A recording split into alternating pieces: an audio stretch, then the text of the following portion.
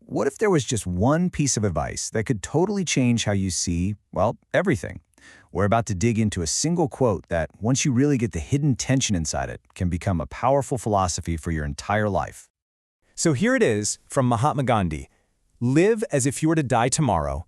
Learn as if you were to live forever. Now, at first glance, that just feels like a contradiction, right? I mean, how can you do both? How can you have the urgency of a sprinter and the patience of a marathon runner at the same time?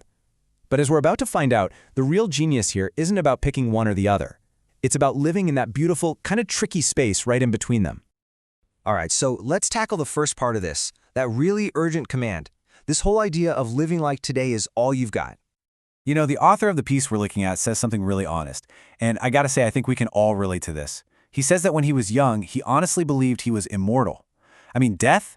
That felt like something super far away, something that happened to other people. And I think a lot of us have been there, right? And this, right here, just perfectly captures that huge mental shift that happens as we get older. You go from that youthful feeling that time is endless, that death is someone else's problem, to this sudden, sharp awareness. You go from thinking, I'll get to it someday, to wait, this might be the only chance I have to do this.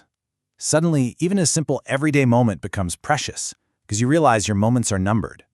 Time isn't this endless thing you have, it's the most valuable thing you own. And this brings us to a really interesting point about a problem that seems, well, uniquely human: procrastination.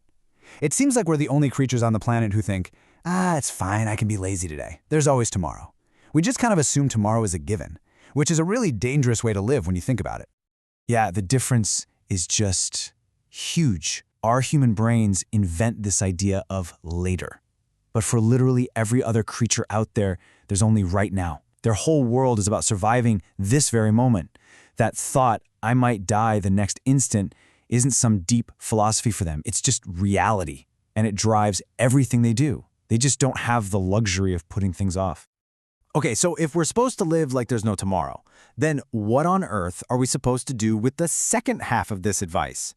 This is where things get really interesting, because then Gandhi tells us to learn as if we're going to live forever. It's a total 180, right? We're shifting from this intense urgency to, infinite patience. It's a trap we all fall into. We finish high school or college, we get that diploma, and we think, phew, okay, I'm done. The learning part is over. But in the world we live in today, that way of thinking isn't just old-fashioned, it's actually a pretty dangerous illusion.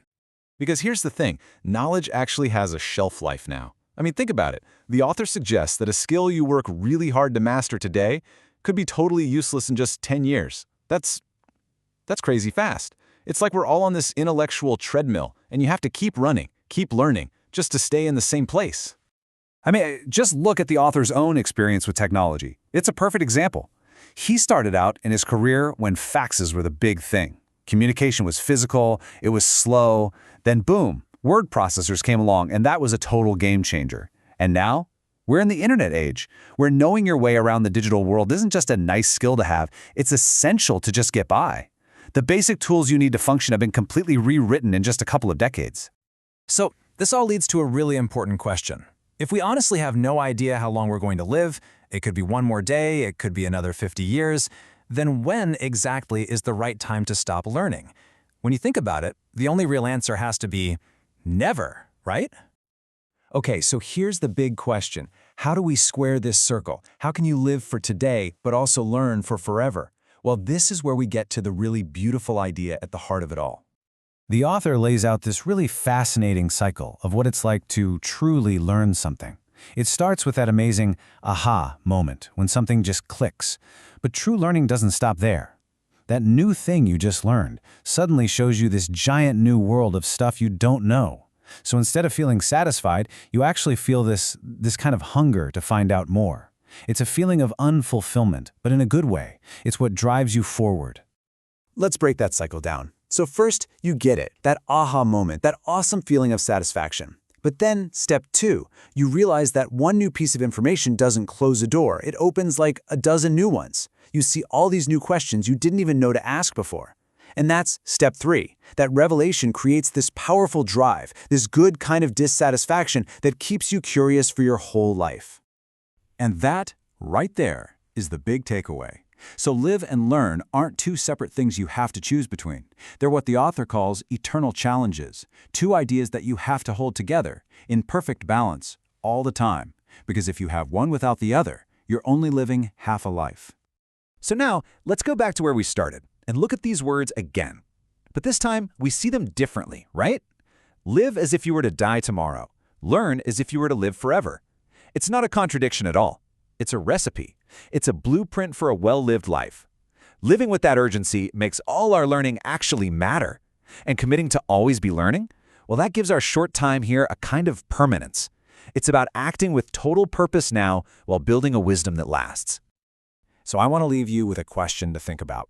For you, right now, in your own life, which side of this beautiful paradox do you need to lean into a little more? Is it that urgency to really, truly live in the moment? Or is it that commitment to never, ever stop learning?